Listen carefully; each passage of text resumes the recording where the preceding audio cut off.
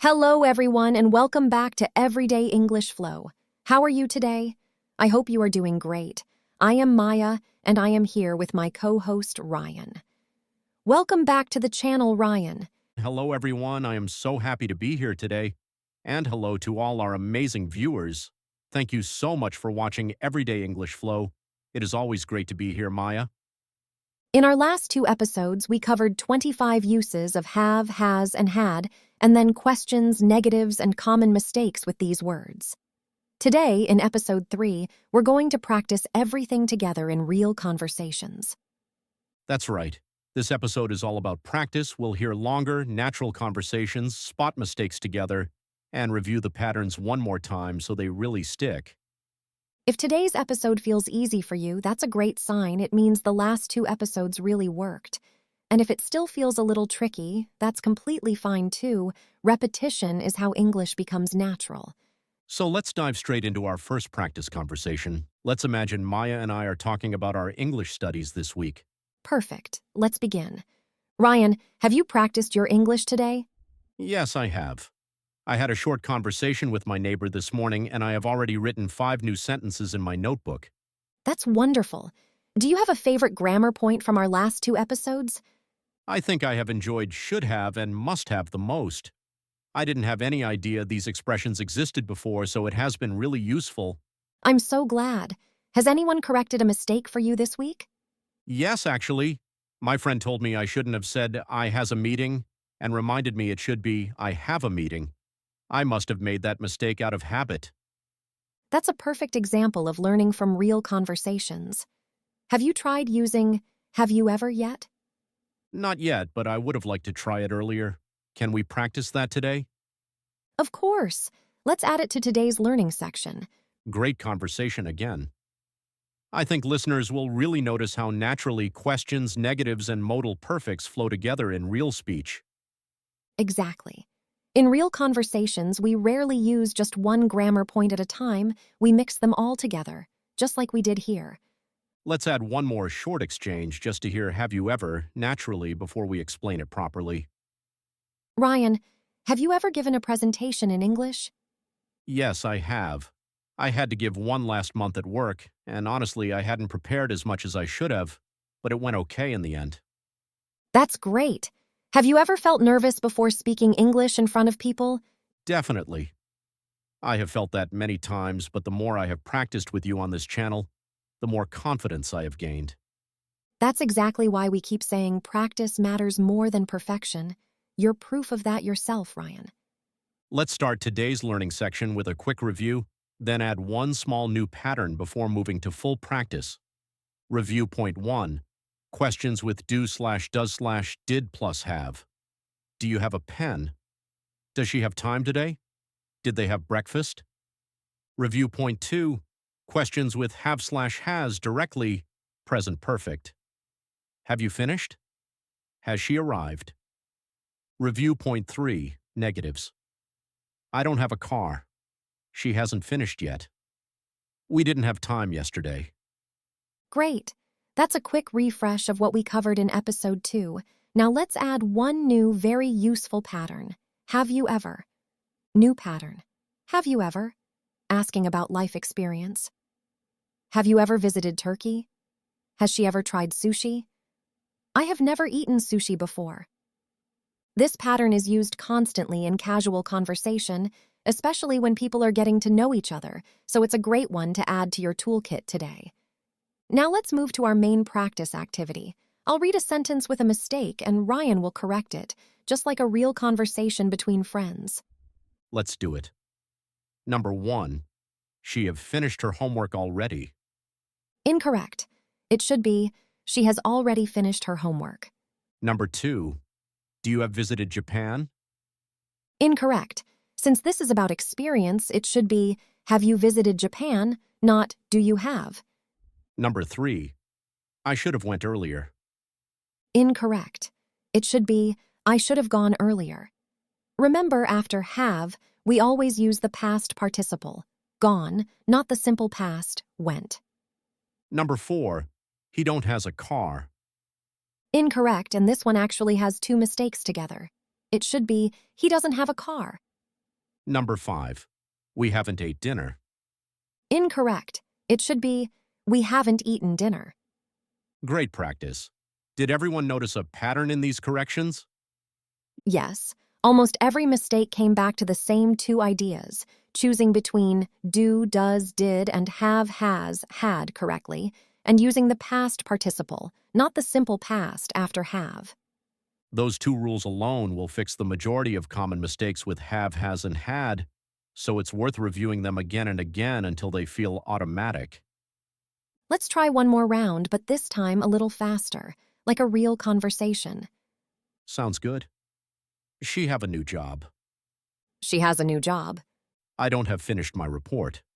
I haven't finished my report. Did you had lunch? Did you have lunch? He must have forget his keys. He must have forgotten his keys. Excellent. Notice how much faster and more natural that felt, because we've now practiced these patterns across 3 full episodes. That's really the goal of this episode. Not new information for its own sake, but real repetition. Because repetition is what turns grammar rules into natural speech. Let's finish this section with a short pronunciation review too, since that's just as important as the grammar itself.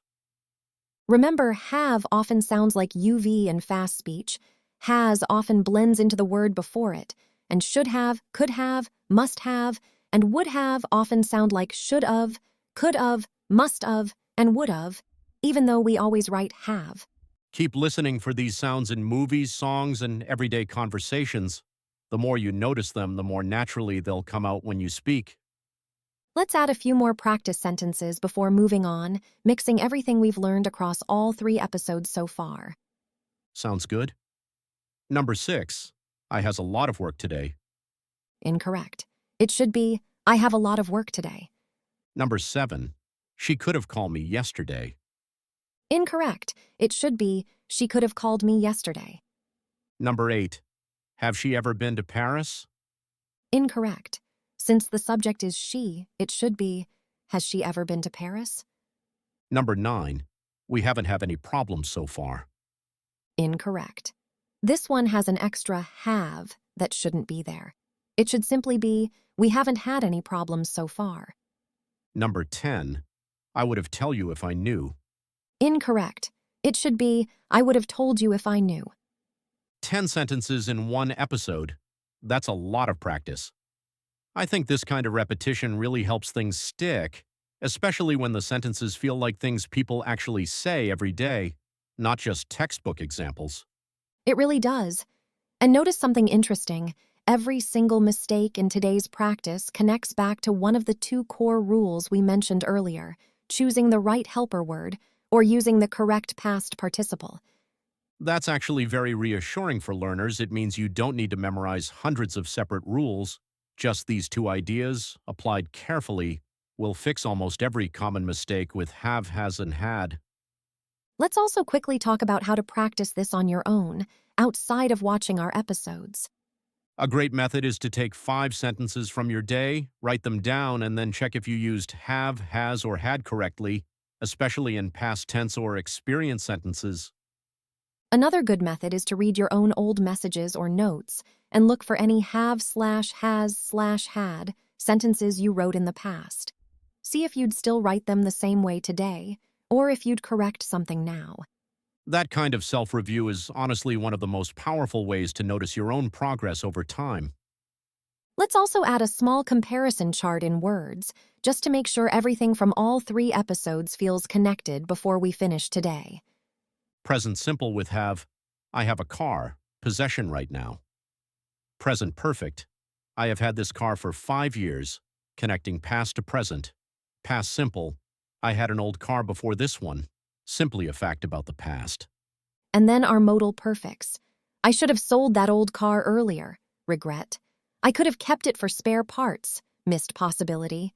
Someone must have bought it from the new owner by now. A strong guess. Hearing all of these side by side really shows how one small word, have, can carry so many different meanings depending on what's built around it.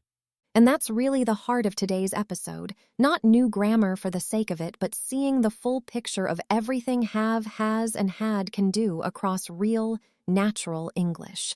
Now it's your turn.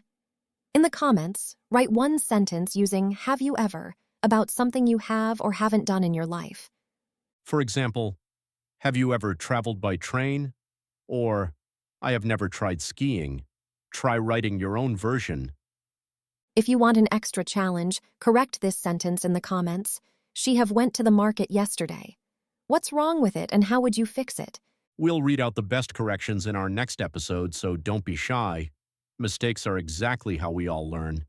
And if you've watched all 3 episodes so far, tell us which pattern felt the most useful to you. Questions, negatives, modal perfects, or have you ever? Knowing what's helping you most helps us plan even better episodes for this series going forward. Here's one more small task for anyone who wants extra practice. Take the 10 sentences we corrected today and rewrite all of them from memory without looking back at the episode. That kind of active recall is proven to help grammar patterns stay in your memory much longer than simply reading them once. And remember, it's completely normal if you get 1 or 2 wrong the first time. The goal is to notice your own mistakes and slowly reduce them over time, not to be perfect immediately. So don't be hard on yourself. Every learner, including native speakers as children, went through exactly this same process of trial and correction. Great work today. We reviewed questions, negatives, and common mistakes, and added one brand new pattern, have you ever, for talking about life experiences. Remember, the goal across these 3 episodes has never been perfection. It's been steady, confident progress with have, has, and had. Keep practicing a little every day. Notice these words in real conversations, and don't be afraid of small mistakes along the way. And if you ever feel unsure which form to use, come back and rewatch any of these 3 episodes. They're designed to work together as one complete lesson on have, has, and had. Between the 25 uses in Episode 1, the questions and negatives in Episode 2, and today's practice and review, you now have a really solid foundation for one of English grammar's trickiest little words. Next episode, we're heading back to our travel series with beginner English conversations at the airport. See you there. Thank you so much for watching and practicing with us today. Bye, everyone, and keep practicing.